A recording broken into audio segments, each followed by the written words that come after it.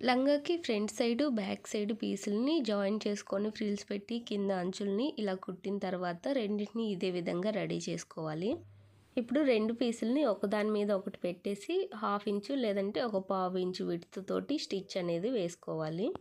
ఇలా ఒకదాని మీద ఒకటి పెట్టేటప్పుడు కరెక్ట్ సైడ్‌లు 2 లోపలికి ఉండాలి. రాంగ్ సైడ్ ఏమో పైకి ఉండేలాగా ఇలా అడ్జస్ట్ చేసుకొని క్లాత్ కూడా మనకి 4 అంటే 2 ఏమో లైనింగ్ పీసెస్ ఉన్నాయి. 2 ఏమో మెయిన్ పీసెస్ ఉన్నాయి కదా! అన్నిటిని ఒకే లెవెల్‌లో అంటే ఎక్కడ ముడతలు లేకుండా 4 పీసులని స్ట్రెయిట్‌గా పట్టేసుకొని ఈ విధంగా స్టిచ్ అనేది కొంచెం కొంచెంగా అడ్జస్ట్ చేసుకుంటూ వేసుకోవాలి.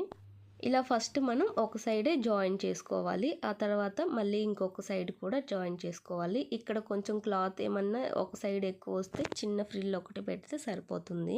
ఇలా 2 స్టిచెస్ వేసుకున్న తర్వాత హిప్ దగ్గర ఇలా కొంచెం క్రాస్‌గా క్లాత్‌ని కట్ చేసుకోవాలి. మనకి హిప్ బెల్ట్